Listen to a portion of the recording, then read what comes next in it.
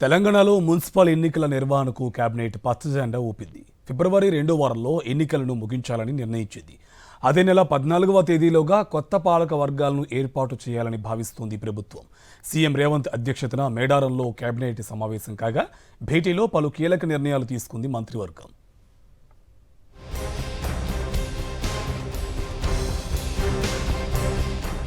రాష్ట్రంలో 116 మున్సిపాలిటీలు, 7 మున్సిపల్ కార్పొరేషన్లతో వాటిలోనే 2999 వార్డులు, డివిజన్లకు వీలైనంత త్వరగా ఎన్నికలు నిర్వహించాలని మంత్రివర్గం తీర్మానించింది.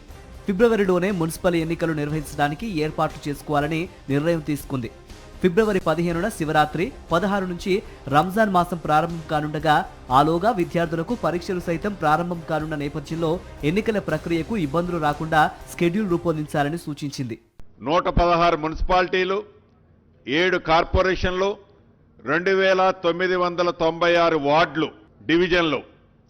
వీటిలో టైం పూర్తయింది కాబట్టి వీలైనంత తొందరలో ఎలక్షన్లు జరపాలని ఆల్రెడీ డెడికేషన్ కమిషన్ నివేదిక ఇవ్వటం జరిగింది. దాని ప్రకారం 2 రోజుల క్రితం రిజర్వేషన్లు కూడా ఫైనలైజేషన్ చేయటం జరిగింది. రాష్ట్ర కేబినెట్ వీటన్నిటి ఆధారంగా 15వ తారీఖు ఫిబ్రవరి 15వ తారీఖు శివరాత్రి ఉంది, 16వ తారీఖు నాడు రంజాన్ ఉంది. వీలైనంత మళ్ళీ ఆ తర్వాత పిల్లలకి ఎగ్జామ్స్ ఇతరత్రా ఉంటాయి కాబట్టి వీలైనంత తొందరలో ఎలక్షన్లు జరపాలని ఈరోజు ఏకగ్రీవంగా రాష్ట్ర కేబినెట్ ఆమోదించడం జరిగింది.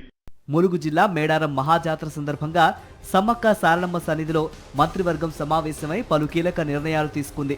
2027 జూలై 27 నుంచి ఆగస్టు 3 వరకు గోదావరి పుష్కరాలు జరగనుండటంతో ఇప్పటి నుంచే పక్కా ప్రణాళికతో ఏర్పాట్లు చేయాలని మంత్రివర్గం నిర్ణయించింది. ప్రధాన పురాతన ఆలయాలను టెంపుల్ సర్క్యూట్ పేరుతో ఎకో టూరిజం కేంద్రాలుగా అభివృద్ధి చేయాలని తీర్మానించింది. ప్రణాళిక తయారీకి త్వరలో మంత్రివర్గ ఉపసంఘం వేయాలని నిర్ణయించింది.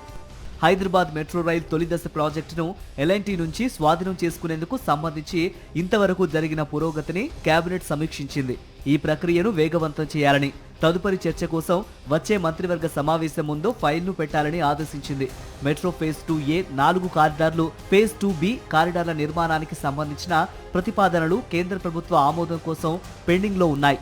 ఈలోపు భూసేకరణ ప్రక్రియను వేగవంతం చేయాలని రాష్ట్ర మంత్రివర్గం నిర్ణయం తీసుకుని 2787 కోట్ల రూపాయల అంచనాలతో భూసేకరణ ప్రతిపాదనలను ఆమోదించింది. తిరుపతి కుంభమేళాను మరిపించే విధంగా మేడారం ఆలయాన్ని అద్భుత పుణ్యక్షేత్రంగా అభివృద్ధి చేయాలని మంత్రివర్గం నిర్ణయించింది. ఆలయ అభివృద్ధికి 19 ఎకరాలను సేకరించగా మరో 22 ఎకరాలు సేకరించనున్నామన్నారు. అలాగే హైదరాబాద్లో ట్రాఫిక్ సమస్యను అధిగమించేందుకు బంజారాహిల్స్లోని ఇంటిగ్రేటెడ్ కమాండ్ కంట్రోల్ సెంటర్ నుంచి శిల్పా లేఅవుట్ రోడ్డు వరకు కొత్తగా 9 కిలోమీటర్ల రోడ్డు, ఫ్లైఓవర్ నిర్మాణానికి కేబినెట్ ఆమోదం తెలిపింది. నల్గొండ జిల్లాలోని మహాత్మా గాంధీ యూనివర్సిటీలో న్యాయ, ఫార్మసీ కాలేజీల ఏర్పాటుకు మంత్రివర్గం అనుమతిచ్చింది. వీటితో పాటు కీలక అంశాలపై చర్చించి నిర్ణయాలు తీసుకుంది.